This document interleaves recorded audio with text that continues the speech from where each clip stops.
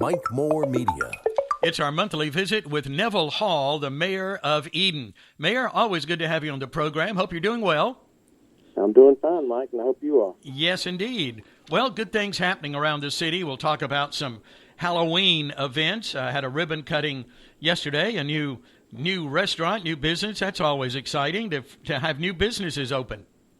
Yeah, we've been on a pretty good run for the last couple of years with new businesses coming to town, and yeah, like you said, each one of them is a special event. That's exactly right. Well, let's talk about some things that happened at this month's City Council meeting. And I guess at the top of the list there, a cost of living raise for city employees. So bring us up to date on that, Mayor. Yeah, the council voted to approve a 6.5% cost of living adjustment for the employees of the city of Eden. And we all realize the value of their contribution to the city and the citizens. So, this is a tough economic environment, and it's tough to maintain our employees and our services. And it was just believed that recognizing the cost of living is with the inflation and the current situation has really put some of the employees in hard times. So. They voted to approve a 6.5% pay increase. Yeah, and that's effective November 1. Yep, it starts right away. Yeah, starts next week. Okay, and I think we're all on the same page. We agree that our firefighters, our policemen, our public works staff, all of those need more money. It's challenging, though, in these times to try to figure things out. So I guess you'll be probably looking at this a little bit closer, maybe to into the next year, maybe your budget retreat, things like that. Yeah, when we have our budget retreat in February, where we start to adopt our budget for the following year, I think our council is very interested in revisiting this idea in an effort to make sure that the salary adjustments that were made were the adjustments that were needed to correct some of the problems and the disparity in salaries for some of the positions that need to be looked at a little closer. So next year, as we create our budget, we'll be able to look at continual funding options for the changes in salary and then budget for that and possibly make some additional adjustments next year. Yeah. Okay, more to come on that. Well, in new business at this month's meeting, you were talking about demolition and approved demolition of a structure at 246 the Boulevard, $27,300 to demolish that, and another property at 204 North Hamilton Street, $5,400 for that. Does the city pay for that? How does that work? Do you get the money back? Well, the city pays for it, and then we have a foreclosure process that the property owner will either pay that back to the city, or the city will take the property and put it on the market and try to sell it and put it back to use. But I don't know if you've ridden by and looked at the structures that were discussed to be torn down, and but they were truly eyesores for the neighborhood and have been for many years. As you can see, the deterioration from just from the street and the pictures they had at the council meeting.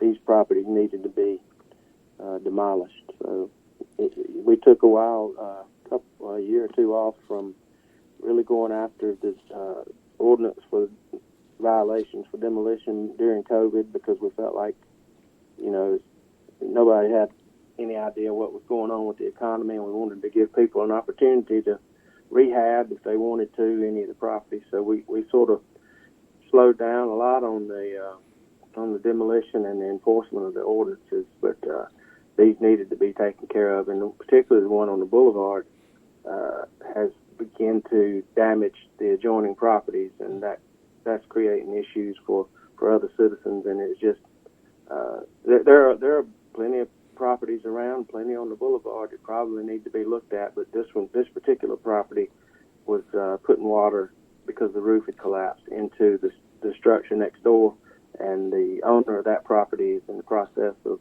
remodeling that for commercial use. So we obviously didn't want to jeopardize their ability to do that. So Mm-hmm. it was time to move on that one. Yeah.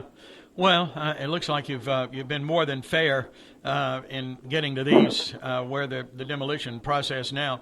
There's another one, mobile home apparently, that was burned at 2049 Mill Avenue, Mm-hmm. and you're giving the property owner 90 days to repair that, I believe. Yeah, that's highly unlikely that it'll happen. But Yeah, when we've seen when that the property before. owner- You give the time, and it just doesn't happen, does it?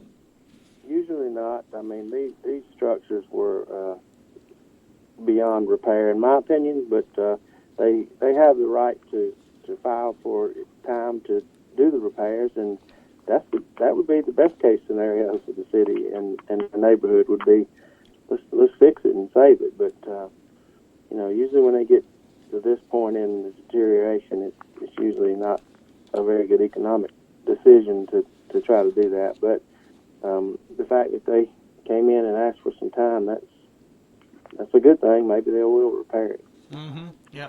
Okay. We'll see. All right. Well, those are some of the things I certainly wanted to mention. Anything else that we needed to cover while we're together here? There was one thing in closed session that I received a nice letter or email about.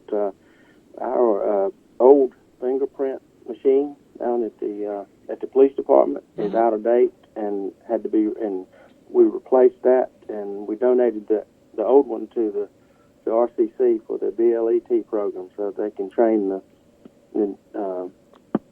new police officers how to do the fingerprinting over there, and they're thrilled to have that. And obviously, that's a skill they're going to need when they do get into the police department or any public safety office with the county or anywhere else. They're going to need to be able to use that. So donating that to that group really made sense because we're going to hopefully benefit from their training as over there, and it has outlived its life for what we need it for in the city. So Yeah. Okay, that that's was on the good. consent agenda. That's pretty easy to agree to. Yeah, So, that is. Yeah. like I always say, these are non-controversial items, which usually include the minutes and Mm-hmm. those things, and we just approve of doing those as one thing as a consent agenda. But that's one, and applied for a rural transformation grant.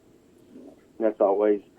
It's really no need to have a department head come up and explain to us that they want to apply for a grant. Mm-hmm. Yes, go for it. Yeah. Always. Any grant, you have the green light. But they have to ask for approval, so we put that kind of stuff in consent agenda. I got you. Yeah. All right. If there's a grant available, if there's money available, yes, go for that, please. Yeah. Well, while we're talking about the police department, I noticed here that somewhere in the information here that the Eden Police Department getting some new radios soon, some new mobile units. Yeah, that's been probably a year-long project because the supply chain and of course the funding was an issue. We were able to put that in the budget this year, and they are switching to.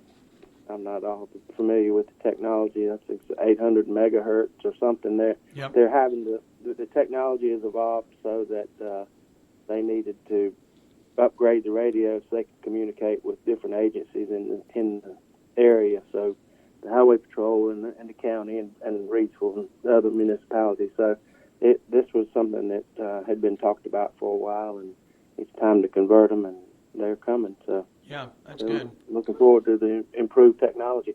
Any kind of safety issues, safety items. We replaced the body cameras last year, Mm-hmm. and those are the things that keep the police officers safe, as well as the citizens who are out there on the street. The police officers are accountable to them, and they always have their radios and their cameras on. So Mm-hmm. it makes both sides a little more safe. Yeah. Well, that technology always changing, and I think other municipalities around the county looking at updating their radio system too as well. One thing, right at the start of the meeting in October, we got to mention. Didn't want to forget Dyers Incorporated. I just had that exact same thought, Mike. I said, how do we let 95 years recognition? And both of us forgot to discuss that. That's quite an accomplishment. It is. a a staple in this community. Dyers has been here a long time, so yeah, we were thrilled to get the opportunity to recognize the Dyers company for 95 years in business. Quite an accomplishment. And for that generation there that continues that business too at Dyers. Yeah, it was kind of neat that when they started the company, they weren't in the water and sewer plumbing kind of business because it didn't existed. Mm-hmm. They didn't have a lot of indoor plumbing, so they've evolved over the years and still continue to provide great service for this area. Yeah, so we're in the third generation with Dyers. Started in 1927 by John Dyer. And I think you said at that meeting, and I was surprised, as an auto body and wrecker business. Right, Mm-hmm. right. Yeah. Mm-hmm. John Dyer was on city council when I came to Eden 50 years ago. Oh, And, really? we became good friends through the years and had a lot of good conversations with John there in his office there. And he was one of those you certainly knew where you stood with John Dyer. There was no middle ground. It's either yes or no, black or white or whatever. You're right. But I cherish that friendship. Yeah. Well, we've got some Halloween stuff we need to talk about. Uptown Eden, a treat street today. That's 3 to 5. Costume contest in the park. And then they're having their annual chili cook-off tomorrow, 11 to 2. Are you participating in the chili cook-off? No, actually, as this is the second annual one, and I'm a defending champion, but I'm going to be in Chapel Hill for my son's football game tomorrow. I hate I can't be in it. Actually, my mom is going to cook, so maybe she can keep the trophy at least in the family. Oh, yeah. She'll probably take care of that. Yeah, I hope. I hope so, too. Yeah, we'll have a... I hope that last year was a great success. Yeah. The weather was perfect, and, Mm-hmm. and it actually brought a lot of folks into town that we talked to that were just, had seen it advertised and came in to give it a try, and it was a big success.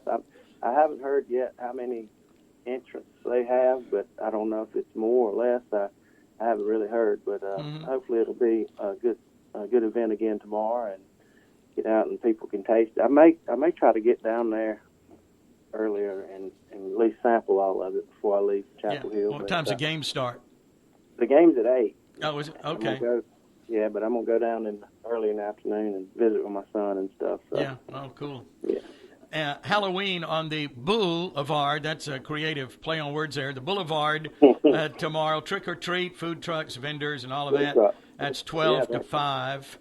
And then Halloween fun at Freedom Park in Eden tomorrow, 2 to 5. They've got a lot going on there.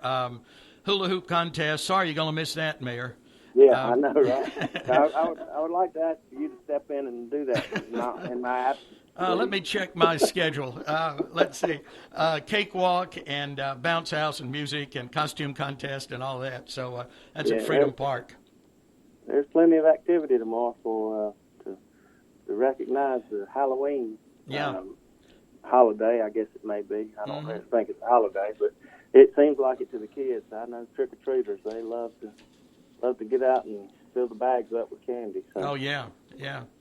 Well, that's always fun. Just hope it's a safe Halloween for everyone, but a lot of activities all around the county, that's for sure. Well, Mayor, always a pleasure. Thank you for your time. Have a good visit with your son tomorrow. Hope it's a victory. Yeah, it's my pleasure, Mike. Thank you for checking in with me. All right, we'll talk again next month. Bye-bye. Bye. That's the Mayor of Eden, Neville Hall. Our program is sponsored by Carter's Auto Repair and Exhaust on West Kings Highway. Now, there's a business that's been going strong for over 30 years, probably about 35 years now. Charles Carter and his team, all qualified mechanics, quality work, affordable prices. They specialize in exhaust, custom and stock exhaust. Well, they really do all automotive work. They're open Monday through Friday, 8:30 to 5 at Carter's Auto Repair and Exhaust on West Kings Highway in Eden. And that's our program for the month. I remind you to go to edennc.us and explore edennc.com to find out what's going on around the city and shop local.